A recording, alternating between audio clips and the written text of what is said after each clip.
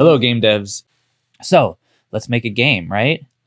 Brainstorming is part of the game development process. We need to figure out, how do we start from scratch? What do we do? Oh my God, what do we do? There's everything to do. And that's why I'm giving you the constraints that I am: side scroller and a side scroller and a property based from 1924, or whatever year it is now from your syllabus. We're just expecting you to kind of use those two elements and develop an interesting thing. So how do you start? And this is also general advice too, even if I didn't give you a prompt. Start with something you're familiar with, something that you can be passionate about. So passion doesn't mean like always excited about it, right? What it means is, if you get up, are you going to do it on your own? Is it something that's interesting enough that you would be doing it even if you weren't in class? You came here to school because you're interested in things in general. No one is forcing you to be here. So you're already passionate. And you also need to find that little thing that'll keep you going keep you going through the development process. So using a personal connection can also very much help. When I came here to UConn, I didn't know what I wanted to do exactly. I had an idea. I wanted to work within, I wanted to create games that mattered. I wanted to create serious games. And I also wanted to create games that addressed concerns of my background, which is a Jewish background. And I wanted to work within some aspect that touched upon that field. And as I came here to UConn, and I was very much inspired as well by a board game called Train, which is created by Brenda Romero, who is a fantastic game designer as well. You should check her out, and or all of her talks. And we'll be watching some of those as well. But Brenda is an amazing designer, and she created a game that inspired me very much to come here to UConn to try to do something in that vein. And what I did is I looked around, and I knew what I was passionate about. But then I had to find material that was available at the time. And for me, the material that was available to me was the Dodd Center archives, and my colleague, Professor Seglio, Dr. Seglio, and she and I both worked together and collaborated and developed a really interesting concept. But it was something unique to UConn and the Dodd archives. Dodd is one of the lawyers of the Nuremberg trials, and he donated all of his paperwork to UConn. And I'm using that within our virtual reality project. And that is our hook, as it were, that unique thing that sets it apart from everything else. We have these Dodd archives is different from everyone else's, and we're using it as part of our project. So when I was asked to do pitches for Spider-Man or Captain America, what do you all think the hooks are for those three? Spider-Man, Captain America, the Penguins of Madagascar. There could be a couple. So post your suggestions below. What do you think the hook is? And by the hook, what I mean is, what is that unique thing about that character, about that storyline, that you could base a game around, that you could base the entire gameplay mechanic around? And I worked on all three, so I have my own thoughts on those hooks. And yeah, so we'll see what you guys think. So another really good way to do brainstorming is thinking about Nick Fontaine. In a world where something happens and then a man or a woman come across and destroy a thing, but then later a person comes from a world that we cannot see. So we can, I don't know if you ever listened to those trailers. They're a bit old now, but those were really popular back in the day. They're really easy to think about. And if you're thinking about a concept, to quickly create a trailer, I always go to that voice acting. There's a video in the description as well. The other thing I've noticed in game development in general, the best games I've seen are made for someone else. I remember a really great game. Someone made a game for his mom, who didn't play games, but she gardened a lot, and he just made a game that she was truly interested in, and made a game that was something that she could garden with, and she enjoyed it a little bit. It definitely wasn't a game player in general, so that was a really big and new experience for her. But a lot of times I hear people say like, "Oh, I have this burning idea, desire. It's been there forever," and those times, those characters. And those ideas tend to also be very well fleshed out, but the ones that really shine typically are made for someone else, because there's that objectivity, and the ability to throw out ideas, really to cut bad ideas. And that's what game designers really are, is we're filters for ideas.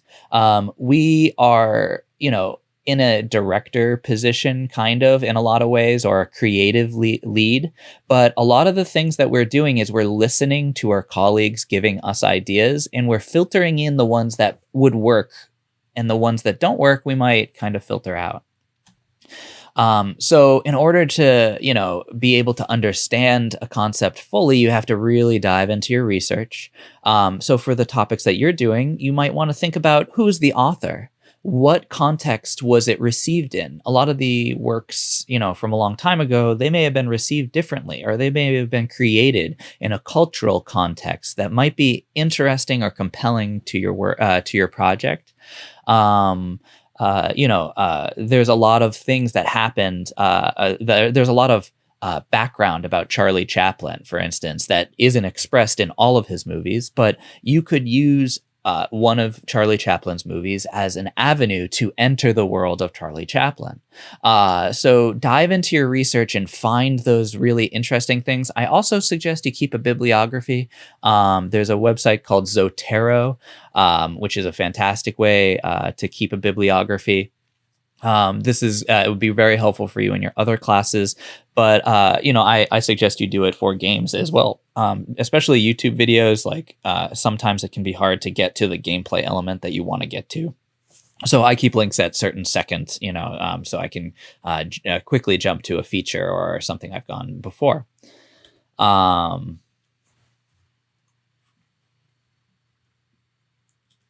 Yeah. So let us go over the brainstorming challenge. So in brainstorming, the thing that I want you to do is to come up with a 60-second elevator pitch for a game idea based around mindfulness. So this is going to be something that you're going to present in class, and you're going to present to everyone else, and we're going to provide feedback to each other. And there are no wrong answers, and this is definitely a yes and position still, for sure. In order to make a game, we have to be able to generate a mind map. This is going to be something that allows you to diagram out, what it is that you want to do by quickly researching or putting into a visual research, and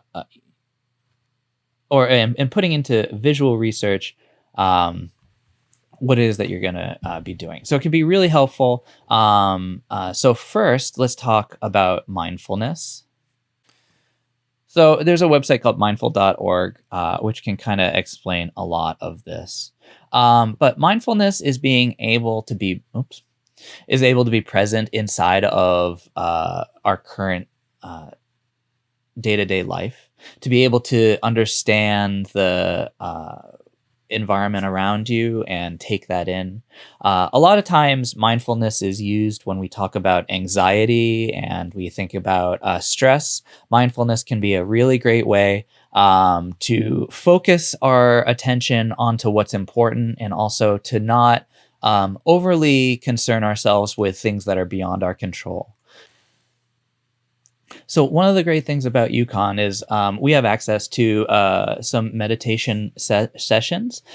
So I, suggest that you all take advantage of this. This also inside the meditation, which is on the 4th floor of Arjona, and the room 403.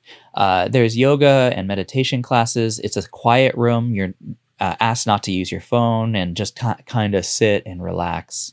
And you can just drop in. If you'd like, there's also a tool called the Muse, which is a headband that measures brain activity, which is paired with an app that's really fun. By the way, the Muse version 1 has a open access or an API, so you can actually use Muse inside Unity if you wanted to hack away at that, if that was interesting to you and if this is something that you really got into. But there's meditation opportunities for everyone. And it's a really great place to kind of relax, especially with such a hectic campus and a lot of people moving around and not a lot of places to sit down or put your stuff. So I really suggest you take advantage of it, just personally, if that is your shtick. And even if it's not, try it once. It'll be at least helpful for you during your brainstorming session. So get to know mindfulness. Get to know what it is that you're going to be creating as a brainstorming project, and you're going to create a mind map, and then from that mind map, you're going to create an elevator pitch. So here's an example. I've uploaded this example of the Shakespeare Mind Map. I picked Shakespeare just because I know that you're all somewhat familiar with it. We'll talk about that in a second. But I just created a little visual map. There's also a bunch of other ones online if you just Google Shakespeare Mind Map. And they're different, and people's maps are different. Everyone thinks about things differently, and this might be part of it. So one of the things, so if we take a look at Shakespeare and just do a quick exercise here, Shakespeare's works were basically comedy, tragedy. He had some poems and histories as well. There's in the comedy and tragedy, we've got romance on both sides usually. On the tragedy side, we've got a lot of aspects of his stories that end in death. There's revenge. There's often fatal flaws within the character and hate. And in comedy ones, there's more like back and forth banter. There's like insults and puns. That's like a lot of that. But they also share a lot of aspects. Like there's supernatural elements, either witches, weather, or fairies. The appearance of people or things are different from reality. So Midsummer Night's Dream and Puck and all that kind of stuff. People people aren't who they say they are. That's how we get into those love triangles that Shakespeare loves so much. And it's utilized in the USA a lot as in K through 12 education. And what about his poems, right? His poems, he had some sonnets in there. They were mostly in iambic pentameter, which is rhythm and repetition and patterns, right? So maybe there's a game there. The histories that he made were about England and monarchy. But what he was using these historical settings as modern day historical fiction. And if you read or have read about what his histories meant, it was really a cultural commentary on things that were happening during his day. And during his life, he was born in 1564, which, facts and stuff can be very helpful to set us in a thought of where things are. His wife was Anne Hathaway. He had 3 children. One died for unknown reasons when it was at 11. He also worked in the theater, right, which is an aspect of live acting. But there was a plague, right, and the Globe Theater closed down for a couple years, which is one of the generations of those poems and sonnets. Like he started working on some more private stuff that he could still publish.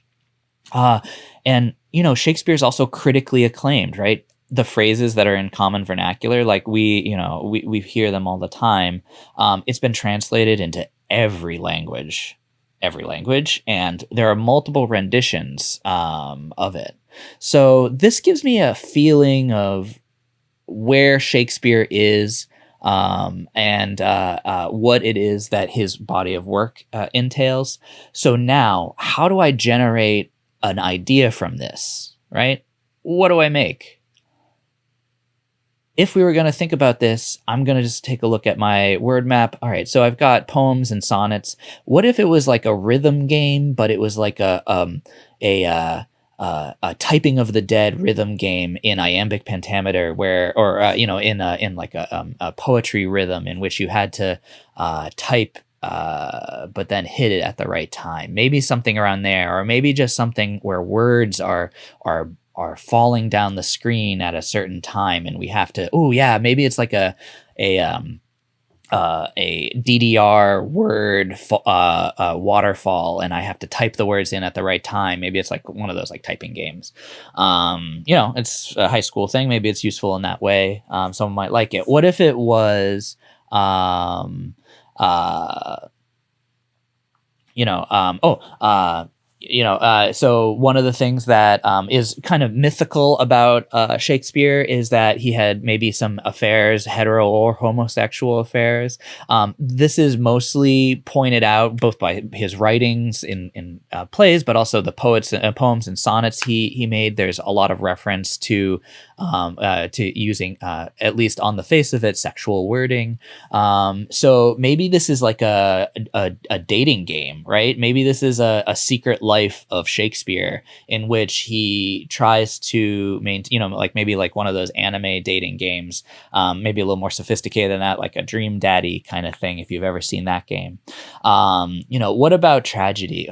Maybe we could create a character.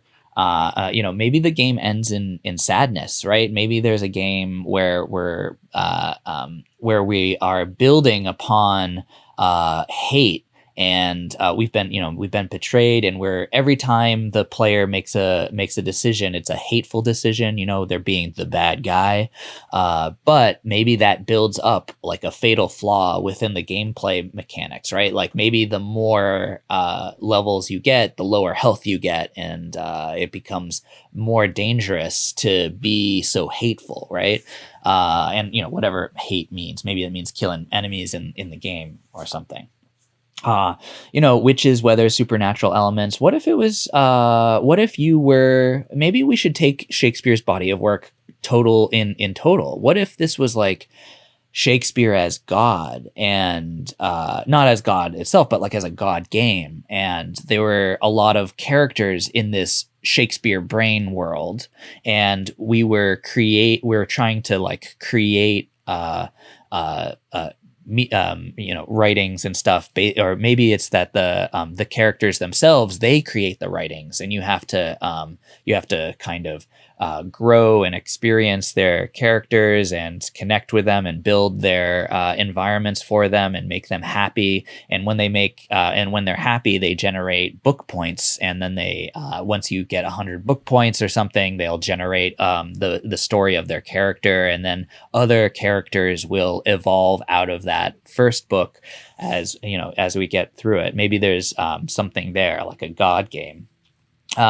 Maybe there's a translated in every language. Maybe there's something that we could do that's just like the same thing, but from different languages and different cultural approaches. Like, this is stereotypical a little bit, but oftentimes different genres in like American stereotypical movies, a lot of times we end happily, whereas a lot of other movies do not. In different groups, different countries have different feelings about movies and how they should end. Some countries, a lot of their movies end sadly, or with the main character dying or whatever, because that's just the cultural ennui.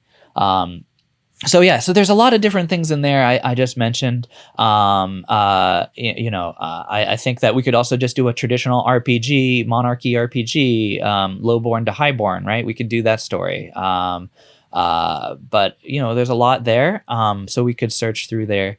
I'm looking for you to create a mind map that has fully explored your mindfulness topic.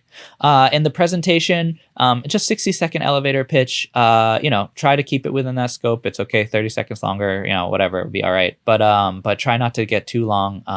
And this is a practice in you describing your project to other people.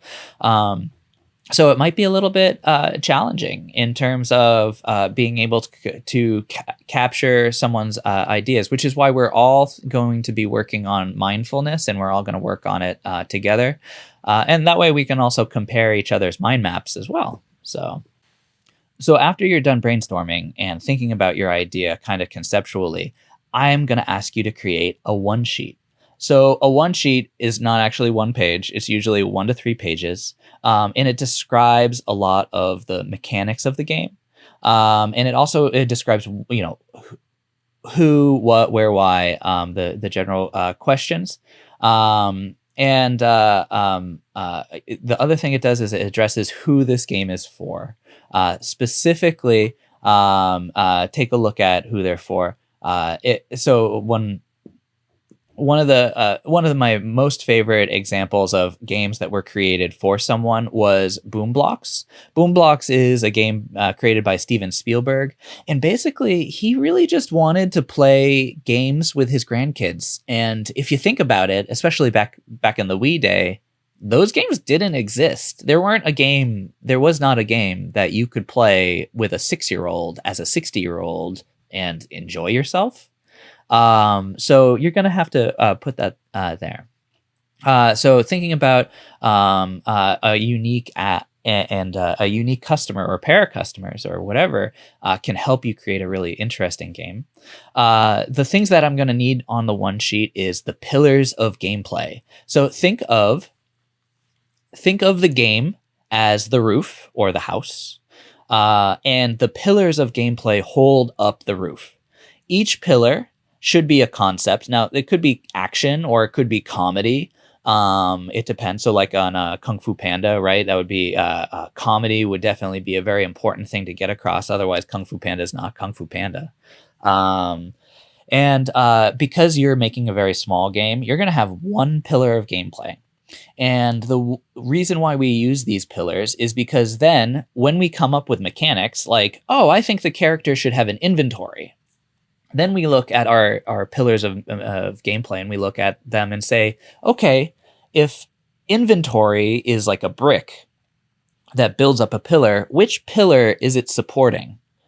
Or maybe it's not supporting a pillar. Maybe it's just kind of out on its own. And that's one of the ways we can measure how games should play. You should think about the unique features and the game hooks. You should create a visual aesthetic. So a cohesive theme is important.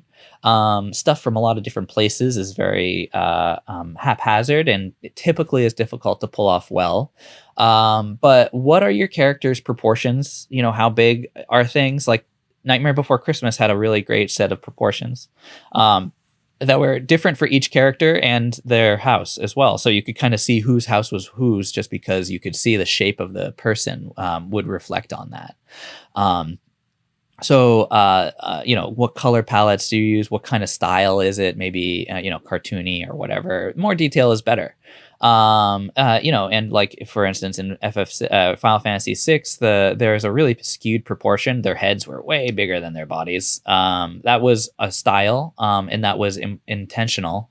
The gameplay loop. So what is it that the player does? If you're thinking about from a board game, right? It's a turn, one turn. But what is it that the player does to progress? Oftentimes we think about this as like the individual second to second, like I'm punching stuff. And then like the minute to minute stuff is, I'm collecting or I'm trying to solve a puzzle, a switch puzzle. And then the hour to hour stuff, you might be gaining experience or something. You probably won't be having an hour long game for what we're making, but for bigger games. And also similar products. What games are like yours? Visual, mechanics, comedy, anything in there. I'm going to ask you to please put your name of your game and your name on the first slide, and don't repeat your one in your pitch. And then I'm also going to ask you to create a slideshow pitch, which is going to be about 8 minutes long. It shouldn't be a wall of text. It should be communicating your ideas. Multimedia, like video is fine, but be careful with video. I suggest screenshots more just because it takes a long time to watch stuff. You only have like 8 minutes and that can suck up a lot of time real fast.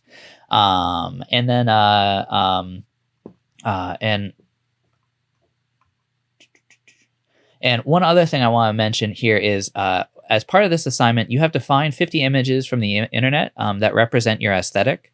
So I suggest you implement these 50 images inside of your pitch document. You can also paste it to the bottom of your one sheet, but we're not going to necessarily go through that all. But I just want to take a look at a bunch of images that might be interesting or similar to your concept.